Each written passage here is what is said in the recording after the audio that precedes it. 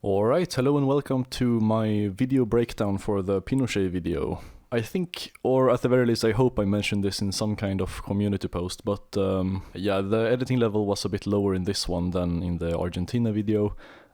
Partially because I wasn't happy with the amount of work I put into the Argentina video relative to how well it did, and partially because I simply didn't have enough time to make it as heavily edited as the Argentina video. Because basically I had a fixed deadline where I was supposed to go away for like a month, and I really wanted to finish it before then, so I had to cut some corners. But I mean, retention wise it still did very well, because I focused more on the script writing part of it, so that it would make more sense and have more of a continuity through it all, and make it more easily accessible to watch. But yeah, editing wise I'm not too happy with how this video turned out.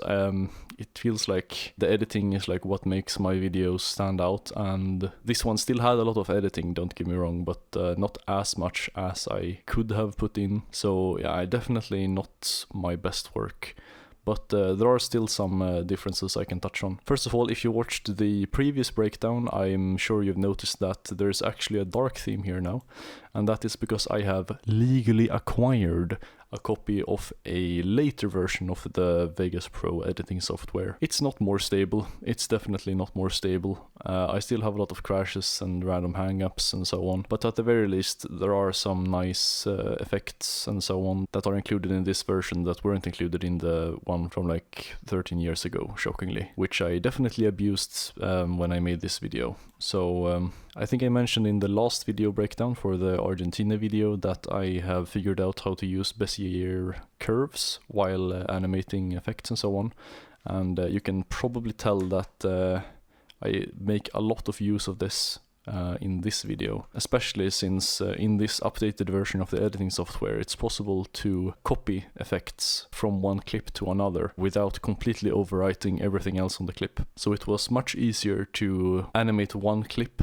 in like a transition type of thing, and then you just copy the transition animation and you paste it on all other clips. Makes it much easier at the cost of being less cool, I guess. But you know, if you don't have a whole lot of time, this is what you have to do. But yeah, I really did save a lot of time doing it this way. Actually, I kept tabs on how much time I spent and how much editing I got done in this spreadsheet. It's LibreOffice because it's Libre which is based. So yeah, here we have some dates. I don't remember exactly what I was doing on these grayed out days. It was probably because I was back home where I don't have my equipment, so I couldn't do anything. Yeah, so you can see here my work ethic is not the best in the world. So you see here there's like sporadic work and not that much work per day, but that all changed when I only had like 1 week left. So you can see both that the amount of time I spent each day went up dramatically. So in this, like, what is this, 6 days, in these 6 days I edited for like almost 50 hours. Okay, not just editing, you can see here I also did voice acting and so on, which is actually extremely difficult if you've not done it before, and I'm definitely not used to it. So yeah, I spent a lot of time here, but I was very efficient, you know, partially due to the fact that, you know, the editing level wasn't as high in this video. But you can see that before the like epic procrastination week, I averaged maybe 1 to 8 seconds of finished video per hour of work, whereas this was completely destroyed by almost every single day during the procrastination week, despite the fact that I also had to do voice acting. Yeah, this was a bit of a rushed project, but I hope it was still enjoyable. So this here is the composite file. Okay, no, this isn't actually the composite file. This is just the complete video that I just put into Vegas so that I could scrub through it. But here's a peek of how an actual project file looks. So this is for the intro.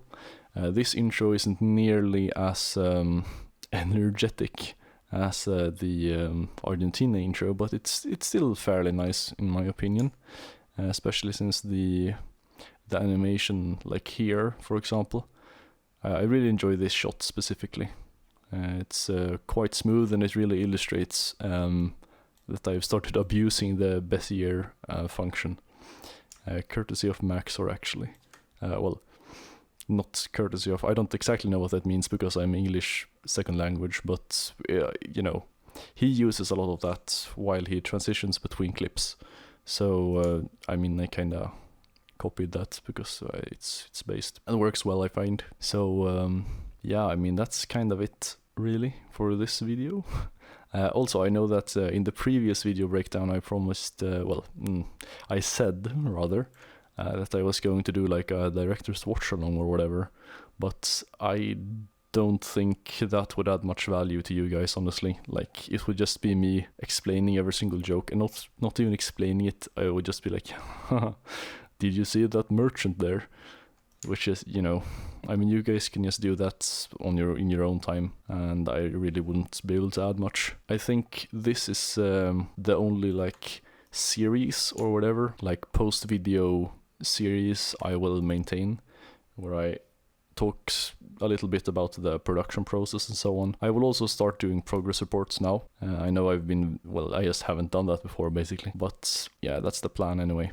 Yeah, I hope you enjoyed this shorter entry, this shorter video breakdown, and I hope you have a nice day.